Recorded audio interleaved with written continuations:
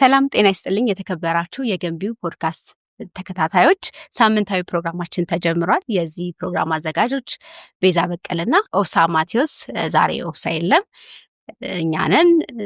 እንግዲህ እንደተለመደው ደግሞ እንግዶችን እንጋብዛለን። ዛሬም እንግዳለን። እንግዳችን ኢንጂነር ዳዊት ከበደ ይባላል። የአፍሮ ኤሮፒያን ስራ አስኪያጅ ነው። በስትራክቸራል መሐንዲስ ነው። ኮንስትራክሽን ዘርፍ ላይ ብዙ ስራዎችን ሰርቷል። በተለይ በስትራክቸራል ዘርፍ ላይ ብዙ ነገሮችን ሰርቷል። ዛሬ ከሱ ጋር ቆይታ እናደርግና ስትራክቸርን የሚመለከቱ ሀሳቦች እያነሳን ብዙ ነገሮችን እናገኛለን ብዬ አስባለሁ። አብራችሁን ሁኑ። እንግዳዬ እንኳን ደህና መጣህ። እንኳን ደህና ቆየሽ። እስኪ ስለ ራስህ፣ ስለ ካምፓኒ፣ ስለምትሰሯቸው ስራዎች እስኪ ንገረኝ። ዳዊት ማን ነው? እዛ በጣም ነው የማመሰግነው ስለጋበዝሽኝ። ትልቅ ሚና ያለው ነገር ነው የምትሰሪው ብዬ አምናለሁ። ስለዚህ እዚህ በመገኘቴ ደስ ብሎኛል። ትልቅ ክብር ነው ለኔ። ያው እንደ ብዙ ኢትዮጵያውያን እዚሁ አዲስ አበባ ተወልጄ ያደግኩኝ፣ እዚሁ በአዲስ አበባ ዩኒቨርሲቲ የተማርኩ ነኝ። በባችለር እና በማስተርስም እዚሁ ነው የተማርኩት በሲቪል ኢንጂነሪንግ። እኛ የምንሰራቸው ስራዎች እና ያቋቋምነው ድርጅት ያው አፍሮ ዩሮፒያን ኢንጂነርስ የሚባል ድርጅት ነው። አፍሮ ዩሮፒያን ኢንጂነርስ እኔ እንደ አፍሪካዊነቴ፣ ስዊስ ፓርትነሮች ደግሞ እንደ አውሮፓዊነታቸው ሆኖ የተቋቋመ ነው። ኢንጂነርስ የተባለበትም አንዱ ምክንያት ኢንጂነሪንግን በአንድ ቦታ ሳንገድበው ሁሉም ቦታ እንዲሆን የሰዎች ድርጅት እንዲሆን በማሰብ ነው። የምንሰራቸው ስራዎች በአብዛኛው ወደ ቢልዲንግ ያዳላል፣ ነገር ግን ወይም ደግሞ ወደ ህንፃ ያዳላል። ነገር ግን ስትራክቸር ወይም መዋቅር ብቻም ቢሆን ሁለንተናዊ እይታ፣ ሁለንተናዊ አግባብ ያለውን አይነት ስራ ለመስራት ነው። ሆሊስቲክ፣ በእንግሊዝኛ ሆሊስቲክ የሆነ አይነትን አሰራር ዘዬ የምንጠቀም ነን። እንግዲህ ጥሩ ጥሩ ፕሮጀክቶች እንደ እድል ሆኖ ያው መቼም ፈጣሪን ባያቀናጀው አይሆንም፣ አጋጥመውን መስራት ችለናል። ደግሞም በዚህ ሙያ በታሪክ አጋጣሚ የሚባል እንዳልኩሽ በእግዚአብሔር ቅንጅትም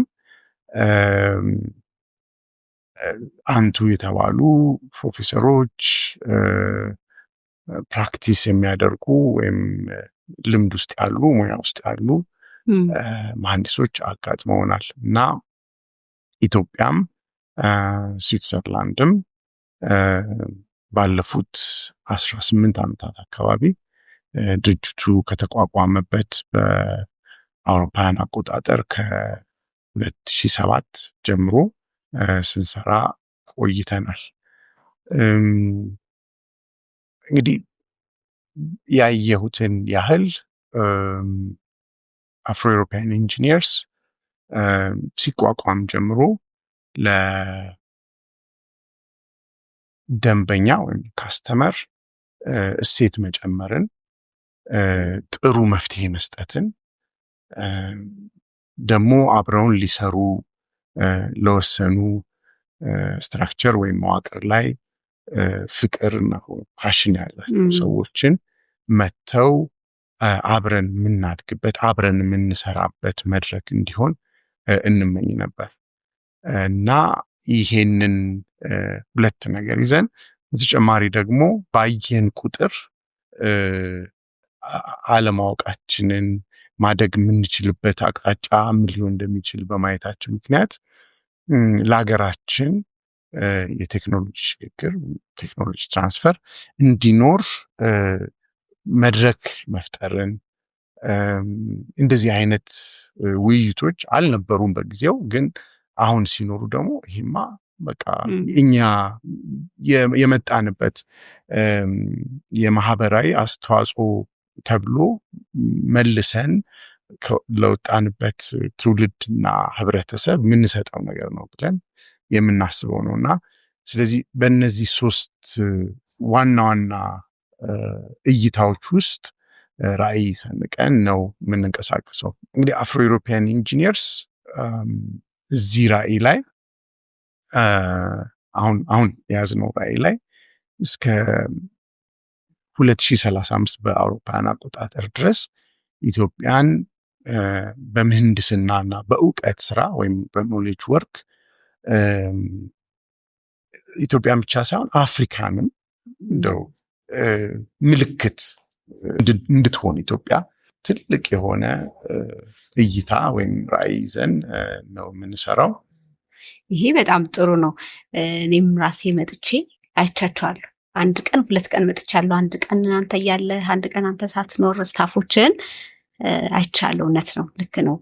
በተለይ የስራ ስነ ስርዓት ይፈልጋል አይደል? የምንሰራቸውን ስራዎች በኃላፊነት መስራት እንደዛ አይነት ነገሮችን አይቻለሁ። እንዲሁም ደግሞ ብዙ ፕሮጀክቶችን አንተም አስታውሳለሁ። የዛሬ ዓመት አካባቢ ቢግ 5 ላይ አንድ ፕሬዘንቴሽን ነበረ። ከዛ ላይ ፕሮጀክቶቻችሁን ስታሳየን ነበር እና የዛኔም በጣም ጥያቄ ሆኑብኝ። ቀድሞ አንደርስታንድ አድርጎታል፣ ቀድሞ ተረድቶታል ይሄንን ነገር ያልኳቸው ጉዳዮች አሁን ደግሞ ሆት ሆነው የምናወራቸው ነገሮች አሉና እስኪ ደግሞ ስለ ፕሮጀክቶች እናንተ ድርጅት ውስጥ ስለተሰሩት እናንተ ካምፓኒ ውስጥ የተሰሩ ፕሮጀክቶች 1 ወይ 2ቱን እናንሳና እነሱ ላይ እስኪ ዲስከስ እናድርግበት። በተለይ አንተ ሌሎችም ሊማሩበት ይችላሉ ያሳለፍኳቸውም ተግዳሮቶች ነበሩብኝ የምትላቸው ፕሮጀክቶችም ካሉ እንግዲህ ከልጆች አይመራረጥም። እንደው ግን አንዱን። አመሰግናለሁ ቤዛ። እንዳልሽው ከፕሮጀክት ብዙ አይመራረጥም። ያየሁት እኛ ምናዘነብለው ረጃጅም የሆኑ ህንፃዎች ወይም ደግሞ ሎንግ ስፓን ወይም በተለያየ ርቀት ማለት ረጅም ርቀት ላይ ባሉ ምሰሶች ወይም ደግሞ ድጋፎች ወይ ሰፖርት እና ኮለምስ እና ሰፖርቶች ላይ ያሉ ነገሮች ላይ እንሰራለን።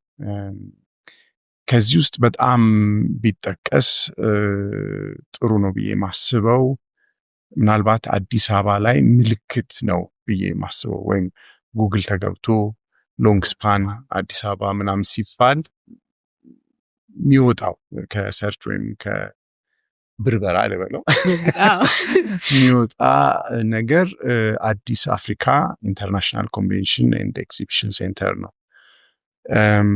ፕሮጀክቱ በአዲስ አበባ ቼምበር ኦፍ ኮሜርስ በመጀመሪያ በሐሳብ ተይዞ የተለያዩ ኮንሰልታንቶችን ሾርት ሊስት ወይም ደግሞ የተመጠነ ዝርዝር ይዘው ያዩት ነው እና እዛ ፕሮጀክት ላይ ዩኒቨርሳል ኮንሰልታንትስ በጊዜው ከነበረ አንድ መሪ የሆነ አርኪቴክት ብሩክ ተክለሃይማኖት ከሚባል ጋር ይሰሩ ነበርና ኮምፒቲሽን ወይም የዲዛይን ውድድር ተደርጎ ሐሳቡ የዛ ድርጅት ሐሳብ አሸንፎ 2010 አካባቢ የተደረገ በፈረንጆች ማለት ነው የዛሬ 15 ዓመት 15 ዓመት ያለ ነው እና ከዛ በኋላ ከኛ ጋር ከ2015 በፈረንጆች አካባቢ ጀምሮ ፕላን አደረግን እና እንግዲህ ከአፈር ምርመራ ጀምሮ ነው ብዙ ነገር የምናደርገው። የኛም ኢምፓክት ብዙ ጊዜ አርኪቴክቶቹ አንድን ነገር በደንብ ሳይወስኑት ብናነጋግራቸው ቅድም እንዳልኩት ሁለገብ የሆነ ሆሊስቲክ የሆነ ሐሳብ እንድንሰጣቸው በተለይ የኛ ኮስት ኢምፓክት ወይም ከወጪ ጋር የተያዘውን ነገር ላይ ከግንባታ የተያዘውን ነገር ላይ በደንብ ማየት እንድንችል ስለሚያደርግ አንድ ያየነው ነገር እሱ ነበርና ማስታውሰው የአፈር ምርመራ ነበረ። የአፈር ምርመራው በተወሰነ መልኩ አሳማኝነቱ አጠያያቂ የሆነበት እና ደግሞ የታደልነን ብዬ የማምነው ጥሩ ፕሮፌሽናሎች አካባቢያችን አሉ። ኤክስፐርቶች በአዲስ አበባ ዩኒቨርሲቲ ውስጥ ያሉ ፕሮፌሰሮች ሊያግዙን ፈቃደኛ ነበሩ እና ስናየው ትንሽ ወንዝ አካባቢው ነበር።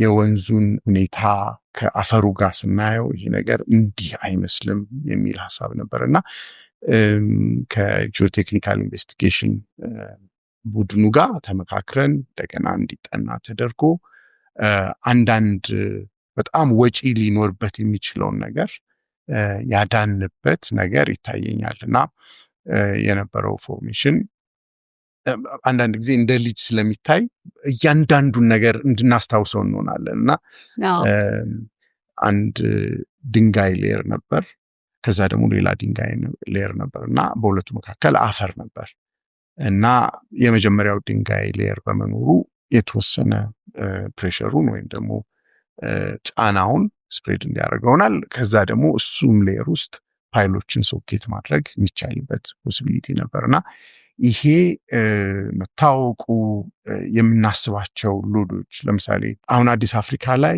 ፌዝ 1 ተብሎ መልቲፐርፐስ ሆል ሁለገብ አዳራሽ፣ ከዛ ኤግዚቢሽን ሆል ወይም ትዕይንት የሚደረግበት አዳራሽ፣ ከዛ ኮንኮርስ የሚባል ሁለቱን የሚያገናኝ እና ደግሞ ብሪጅ ሬስቶራንት ፓርቱን ነው እንግዲህ እኛ የሰራ ነው እና አንዱ ነገር ካፈሩ ጋር ያለው ቻሌንጅ እና ሎዶቹ ደግሞ በጣም በትልቅ ርቀት ላይ ያሉ 16 ሜትር ርቀት ላይ ያሉ ሆሉ ወይም ደግሞ ትልቁ አዳራሽ ደግሞ በ60 ሜትር ላይ ርቀት ላይ ያሉ እና በ9 ሜትር ስፓን መካከል ያሉ ናቸውና ቁመታቸውም ትልቅ ነው።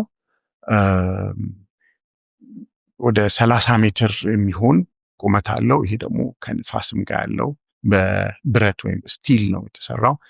ይህንንም ማጥናቱ በጣም ኢንትረስቲንግ ይሆን ነበርና እንግዲህ ከመሰረት ጀምሮ ሱፐርስትራክቸሩ ስትራክቸራል ስቲል በኮንክሪት ኮምፖዚት መሆኑ ስፓኖቹን በጊዜው ደግሞ አሁን እንዳለው ፖስቴንሽን ብዙ የተለመደበት አልነበረም እና ወደ 10 ሜትር ካንቲሊቨር እንደዚህ 11 ሜትር ካንቲሊቨር ነበሩ አንድ ሁለት ቦታዎች ካፌና ሬስቶራንት ኮንኮርሱ ላይ።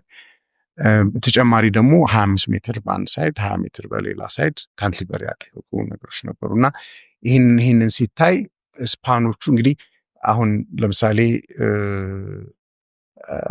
አንድ የአሜሪካ ባስኬትቦል ተጫዋች 2 ሜትር ነው ብንል 10 ሜትር ማለት 5 እንደሱ አይነት ሰዎች ቢደረደሩ እንደማለት ነው። አንዳንድ ሎዶቹ 1000 መኪና አንድ ኮለም ላይ ቢቆም እንደማለት አይነት ነው። እንግዲህ አሁን አርኪቴክቶች የፈጠራ ነገራቸው አማራጭ እንዳለ ሲያዩ እየሰፋ ይመጣል እና አንዳንድ ጊዜ ፕሮጀክት ሊያልቅ ይመስለንና አንዳንድ ጊዜ መጨረሻ ደቂቃ ላይ የተጠየቅነው ትዝ የሚለኝ ነገር 4 ኮለሞች በኮንኮርሱ እንዳለ ከሚወርዱ በአንድ ኮለም ይውረድ በሚል የዛፍ የሚመስል አይነት አሰራር ይደረግ ተባለና 4 ኮለኖች ተቀይረው አንድና ከተለመደው አገነባብ ውጪ ካስተም ሜድ የሆነ ሲስተም እንድንሰራ ከስሩ ደግሞ ወንዝ ያልፍ ነበርና ወንዙ እንዴት እናድርገው የሚለው ጥያቄ፣ ከዛ በኋላ እንዴት አድርገን እነዚህን ትልልቅ ሎዶች ሰብስበን አንድ ቦታ ስንከት ወደ ኮምፒተንት ወደሆነ ወይም ወደሚችል የአፈር ሁኔታ እንዴት እናወርደው የሚለው በጣም ደስ የሚል ቻሌንጅ ነው። በደንብ ማሰብ ይጠይቃል እና አካሄድም እንደዚህም መታየት አለበት፣ እንደዚህ መታየት አለበት፣ እንደዚህ መታየት አለበት እና መጨረሻ ላይ የሚገነባው ነገር ውስብስብ መሆን የለበትም እና እሱን ሐሳብ ይዞ እንዲሄድ ማሰብ ይጠይቃል እና ይሄ በጣም ኢንትረስቲንግ ያደርገዋል። ስለዚህ ቀድሞ መጀመርን ከአፈር ምርመራ ጀምሮ ከዛ ደግሞ እስከ መጨረሻው ድረስ የፈጠራ ባለቤት ከሆነውና እንደ ልጄ ብሎ ካስተመሩ ይዞት ከመጣው ነገር ጋር ያለውን ነገር እስከ መጨረሻው ማስጨረስ ይጠይቃልና ያየሁት ነገር ለምሳሌ የኢትዮጵያ ኢንቫይሮንመንታል ፕሮቴክሽን ኤጀንሲ ወይም የአካባቢ ጥበቃ ያንን ወንዝ ወደ ሌላ ቦታ መውሰድ አይቻልም፣ በሳይት ውስጥ ማለፍ አለበት የሚል ሪኳየርመንት ነበረውና መጀመሪያ ላይ እሱ ሪኳየርመንት እንደው በዚህ ብናረገው ተብሎ ቀለል ተደርጎ የታለፈ ነገር በኋላ ግን በደንብ ማሰብ ይጠይቃልና ሲጀመር በደንብ ማሰብ የሚቻለውን ያህል ምንድነው ፈረንጆች ፎል ፎርወርድ ነው የሚሉት፣ የሚቻለውን ያህል በእውቀት ባለን ያህል ማሰብ መጨረሻ ላይ ያለው ነገር ትንሽ ያቀለዋልና ይህንን በደንብ አይተንበታልና ከሰዎች ጋር ተገባብቶ መስራትን ይጠይቃል። አንዱ ቻሌንጅ አንዳንዴ በዚህ ስኬል ብዙ ኢትዮጵያ አልገነባችም፣ ከገነባችም ደግሞ የተወሰነ የውጭ ሀገር እጅ ኖሮበት ነው የተገነባው። ስለዚህ አሁንም እኛ ለሀገራችን ደረስንላት በምንልበት ሁኔታ ከእስያ ለሚመጡ ኮንትራክተሮች የተሻለ ማሽነሪ ሜካናይዝድ መሆን አለ ተብሎ ስለሚታመን ይደረጋል። ሊሆን ይችል ይሆናል፣ ግን የኛን ያህል ከሐሳቡ ጋር ከፈጠራ ሁኔታው ጋር አብረው ስላልኖሩበት የኛን ያህል መቆርቆር ላይኖር ስለሚችል አንዳንዱ ነገር በጆይንት ቬንቸር ወይም ደግሞ የአገር ውስጥ እውቀትንና የገንዘብ አቅምን ያገነባብ ስልትን ሊያሳድግ በሚችል መልኩ ቢሆን ሚል እንዲሁ የግል እይታና ስሜት አለኝና አንዳንዱ ነገሮች መጨረሻ ላይ ሲቀየሩ ሳያቸው አይ እቺ እኮ እንደዚህ ባትሆን የመጀመሪያ ሐሳቧ ኦሪጂናል ኢንቴንት ይሄ ስትራቴጂክ የሆነው የአርኪቴክቱ ኢንቴንት ወይም የደንበኛ ፍላጎቱን ብዙ አላዳረሰው ይሆን ወይ እንድል ያደርገኛል። እንግዲህ እንዲያው በጥቅሉ በዚህ ፕሮጀክት ላይ እንደዚሁ ተናገርኩ እንጂ ሌሎችም ፕሮጀክቶች ባየሁት ያህል የተለያዩ ነገሮች አሉ። አሁን ለምሳሌ እዚህ ፕሮጀክት ላይ ቴክኒካል ቻሌንጁ በስቲል ዳያግሪድ ወይም ክሮስ ባደረጉ አይነት ሲስተም ላተራል ስቴቢሊቲ ወይም ወደ ጎን ያለው ከንፋስ ጋር ያለውን መቆጣጠር በአንድ በኩል ይቻላል፣ በሌላ በኩል ለስላሳ ሊሆን ነው። ስለዚህ በሌላ በኩል ያለውን ሌላ ዳያግሪድ መፍጠር ይቻላል። በዚህ በኩል ደግሞ ኮንክሪት ነው። ኮንክሪት ደግሞ ስቲፍ ወይም ጥንክር ያለ ነው። ስለዚህ እሱን ኢምባላንስ እንዴት እናደርገዋለን የሚል ጥናት በተለይ ከሳይስሚክ ጋር በተያያዘ በደንብ ማሰብ ይጠይቃልና እያንዳንዱን ነገር በደንብ በጥልቀት ማሰብ እና ለግንባታ እንዲቀል ማድረግ ችለናል። እና እንግዲህ አንዳንዱ ነገር ሳየው ለምሳሌ ለእንደዚህ አይነት ነገር በጣም አጭር ጊዜ ቢሰጥ ደስ ሊል ይችላል። ግን አንድ እንግዲህ የአርኪቴክት ሰው ሲናገር ኢትዮጵያዊ አርኪቴክት አንድ መወዳትን ልጅ በ3 ወር በ4 ወር ልጅ አውጪልኝ አይባልም ይባላልና አንዳንዱ ነገር እንደዛ አይሆንም። በቃ በደንብ ታስቦበት ተሳክቶ ነው እና ምናልባት በ8 ወር እንደው በሕክምና ታግዞ የሚተርፍ ልጅ ይኖራል እንጂ ያው እንግዲህ ይሄ የሰው ልጅ እግዚአብሔር በሰጠው ጥበብ ታግዞ በፈጣሪ ፈቃድ የሚሳካ ነገር ነው እና አንዳንድ ነገር እንደዚህ በቃ በጣም አንድ ፕሮጀክት በ9 ወር ማለቅ የሚችል ፕሮጀክት በ1 ዓመት ሊያልቅ ይችላል፣ በ2 ዓመት ሊያልቅ ይችላል። ግን በ1 ዓመት ማለቅ ያለበት በ1 ወር አያልቅ። ይሄ እንግዲህ በጥቅሉ ቻሌንጆቹን እና እንዴት ልንወጣቸው እንደሞከርን ያሳያል ብዬ አስባለሁ። ሌሎች ፕሮጀክቶች ወደ በኋላ ከመጡት እሱ ደግሞ አብራራለሁ። እሺ እኔ እዚሁ ፕሮጀክት ላይ ነው ጥያቄ ማንሳት የምፈልገው። ብዙ ጊዜ ንድፉ አርክቴክቱ ዲዛይኑን ይሰራል፣ የራሱን ንድፍ ይሰራል። ያንን ንድፉ ወስዶ ስትራክቸራል መሐንዲሱ ዲዛይኑን ይሰራለታል። አሁን እዚህ ጋር ግን ቅድምም ስታነሳልኝ ነበረ 4 ኮለን የነበረውን ነገር ወደ 1 ኮለን ሲቀየር ለንድፉ ሙሉ ንድፉ ላይ የሚመጣው ለውጥ አለ እና እዛ ላይ አርክቴክቱ ምን አይነት ነበረ ፍላጎቱ፣ ተቀባይነቱስ የት ድረስ ነበር?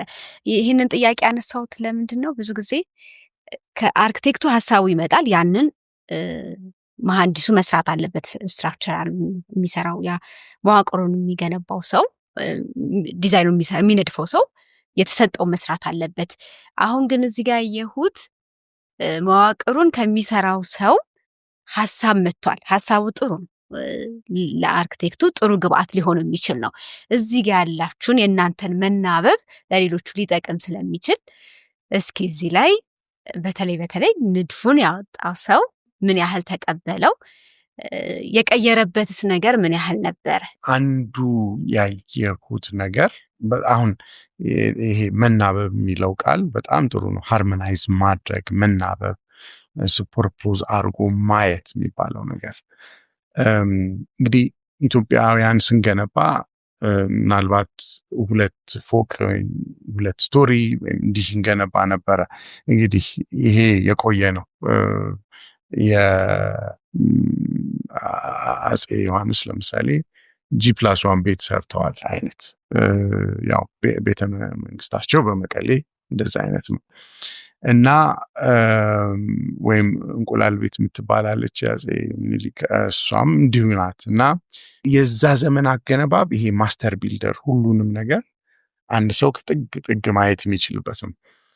አሁን ያለው አገነባብ ግን የተለያየ። እዚህም ሀገር የምንገነባቸው ህንፃዎች ለእያንዳንዱ ነገር የረቀቀ እውቀት ያለው ስፔሻሊስት ሙያ ያለው ሰው አለ እና ፋሳድ ቢባል ፋሳድ ላይ በደንብ አንድ ባለሙያ አለ።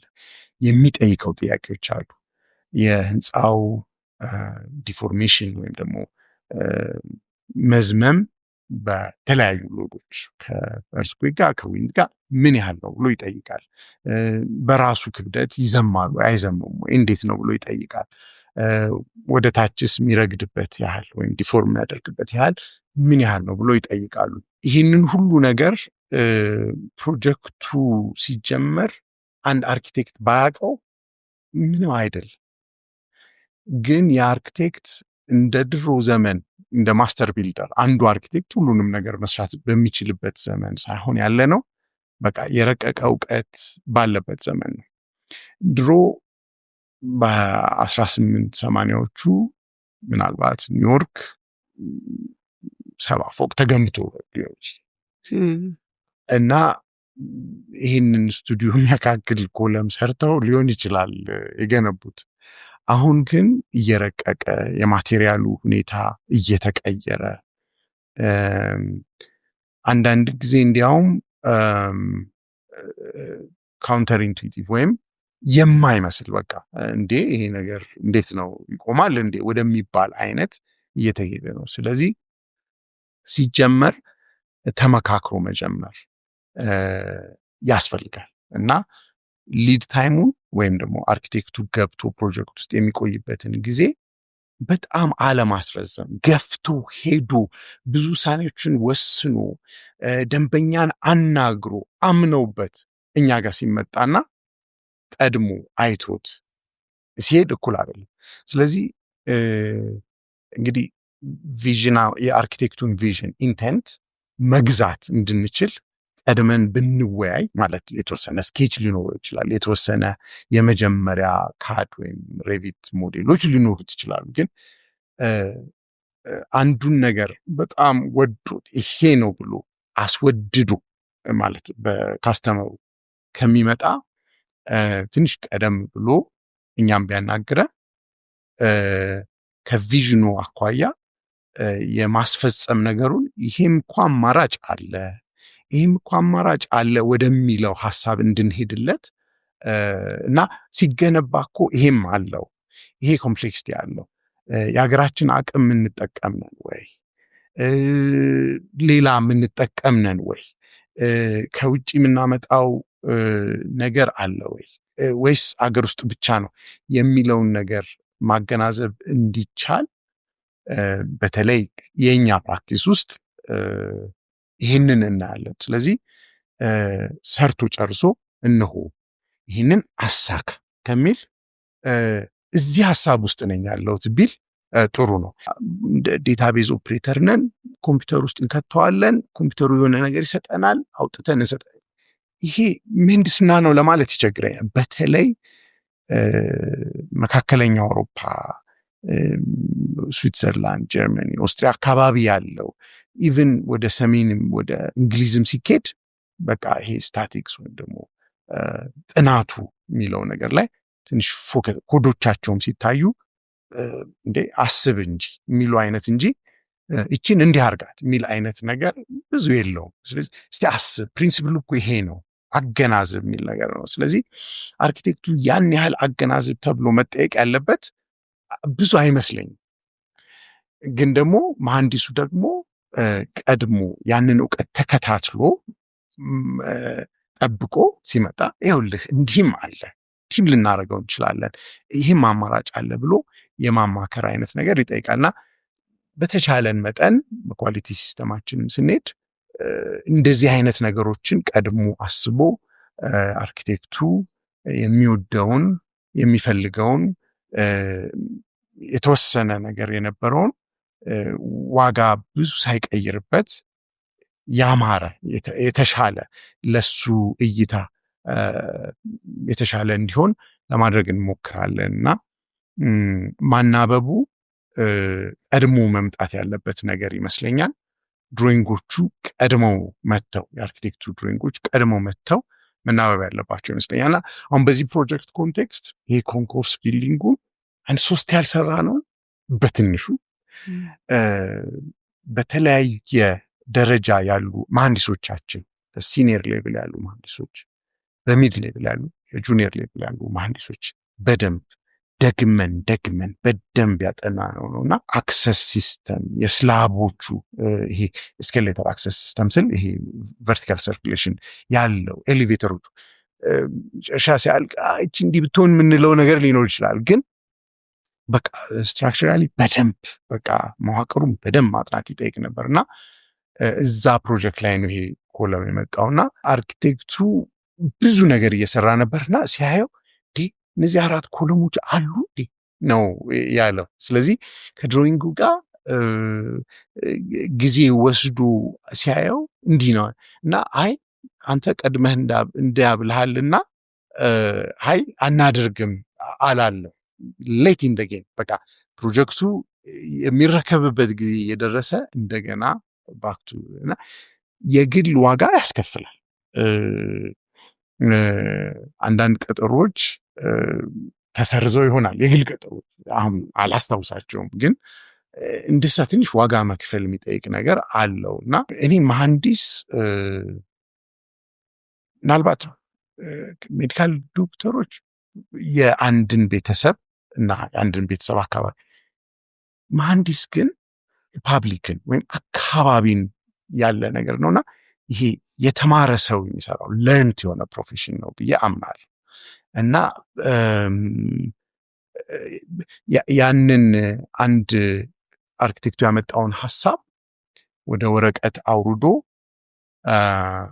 በድሮይንግ ከመግለጽ በፊት ሐሳብ አለ ቁጥሮች አሉ ሴፍቲ አለ ሴፍቲ ብቻ አይደለም ቫይብሬሽን አለ እሱን ሁሉ አይቶ አቅዶ መመለስ ይጠይቃልና እንዳልኩሽ ነው በቀደምን ቁጥር ሶሳይቲም ወይም ደግሞ ህብረተሰቡ የሚከፍለው ዋጋ የፕሮጀክቱ ባለቤት ወይም ፋይናንሰር የሚከፍለው ዋጋ እያነሰ ደግሞ ኢፌክቱና የመጨረሻ ውጤቱ ደግሞ እያማረ ይመጣል ብዬ አምናለሁ በደንብ ነው የመለስክልኝ እንደው አሁን እዚህ ጋር አብረን እንድናነሳው የምንፈልገው ነገር ምንድነው መሐንዲሶቹ ይሄ የሚሰሩትን ቅድም አንተም እንዳልከው ስታወራው በቃ በደንብ እየነካህ ነበረ።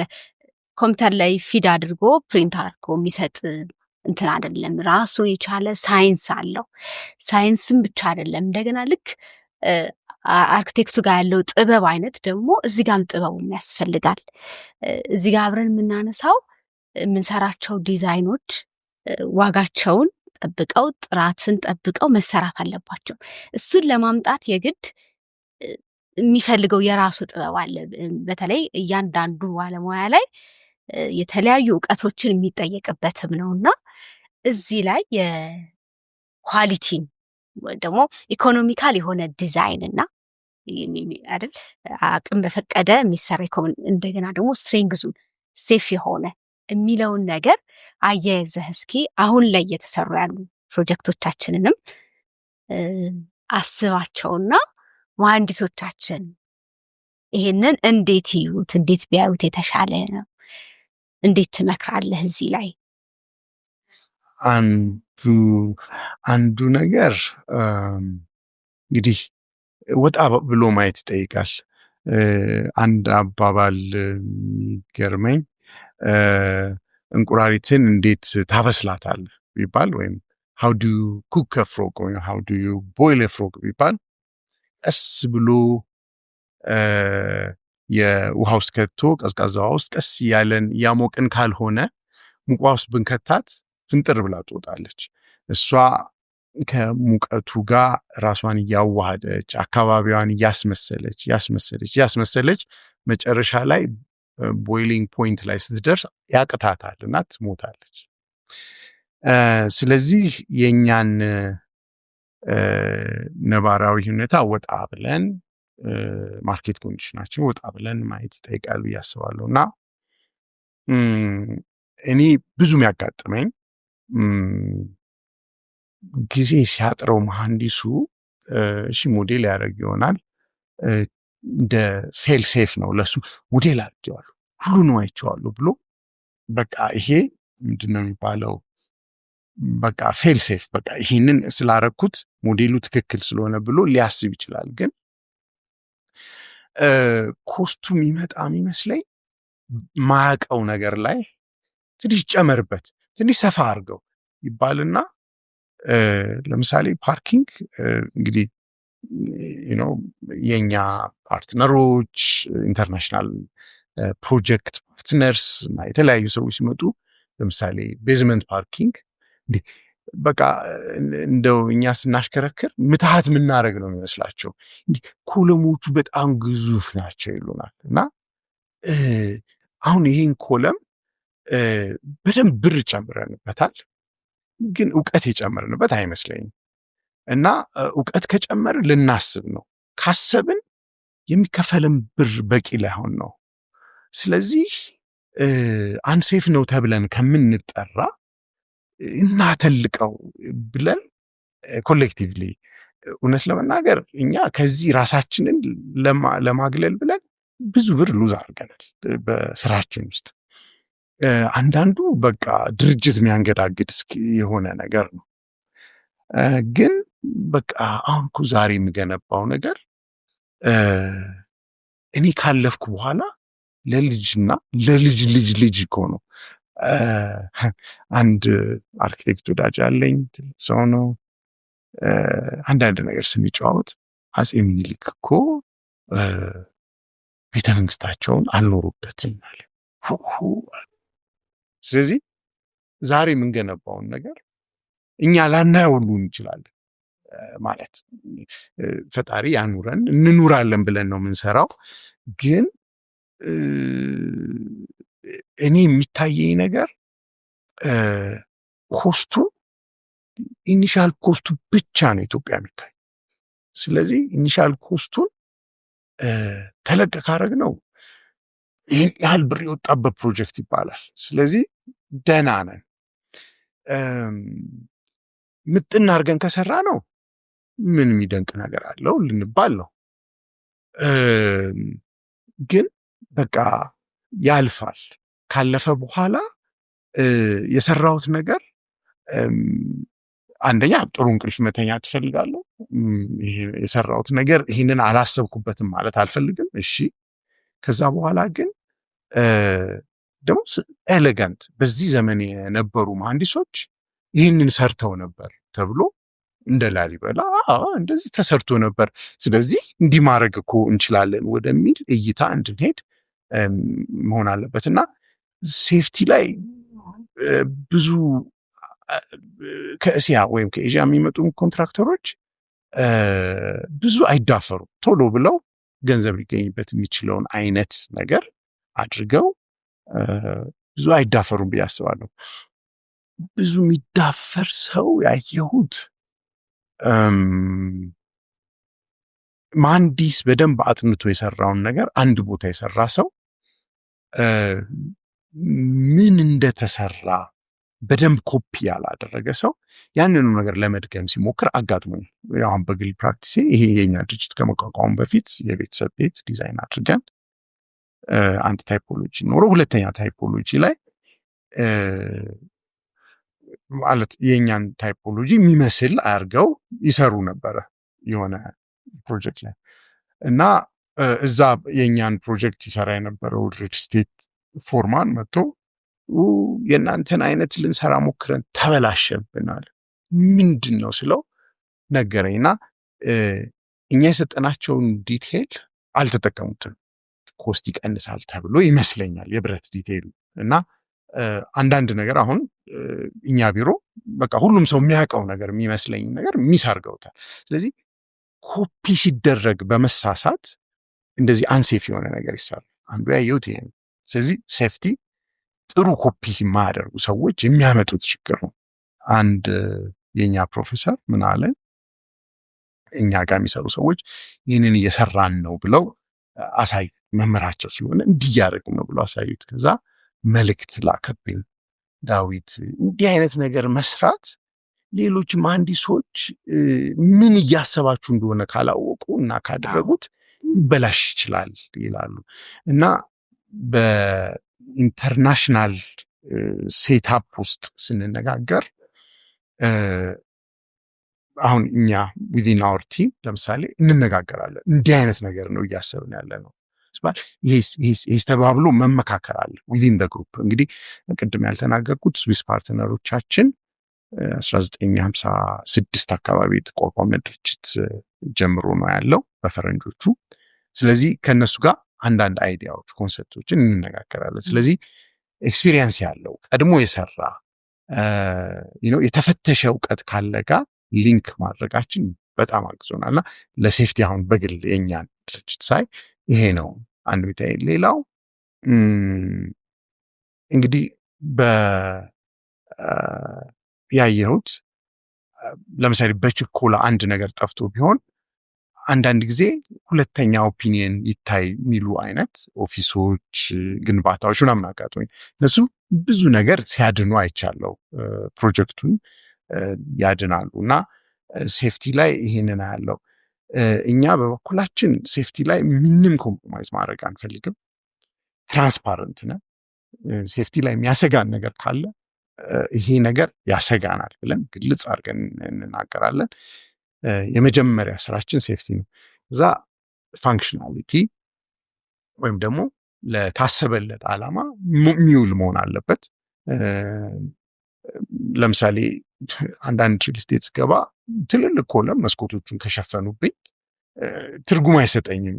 ማለት በቃ ናቹራል ላይቱ ወይም የተፈጥሮ ብርሃን እንዴት ይገባል ምናምን እና እንዲያውም የሚታየኝ በቃ በጣም ሴፍቲው ላይ ስንጠነቀቅ ምናምን ይታየኛል። እና የምንጠቀማቸው ማቴሪያሎች አደግ ሲሉ እዛ ላይ ያለ ኤክስፒሪየንስ ምንድን ነው፣ እዚህ ሀገር ከማጋ በማከር ያንን ማቴሪያል መጠቀም እችላለሁ፣ የት ምን እውቀት አለ ብሎ መከታተል ነው። እና እኔ ኤክስፔንሱ የሚታየኝ ኢኒሻል ኤክስፔንስ ላይ መሐንዲሱ በደንብ ተጠንቅቆ የሚያስብ አልመሰለኝም። ይሄ ነው የሚታየኝ።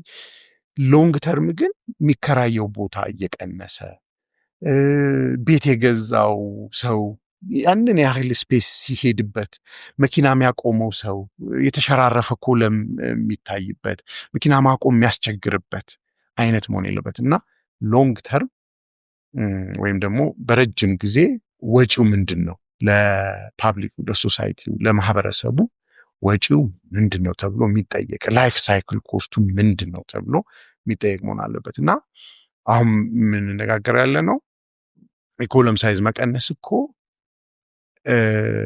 ካርበን ልቀት ወይም ከሰል ቆምጣጤ ይባል ይሆናል ብቻ የካርበን ልቀት 5-7% ከሲሚንቶ ፋብሪካ ነው የሚወጣው አየር ውስጥ።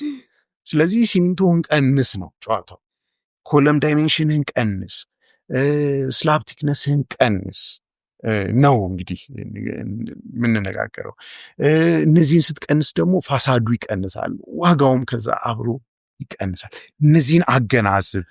እንደው አንዷን ነገር ኮስቷን አትይ።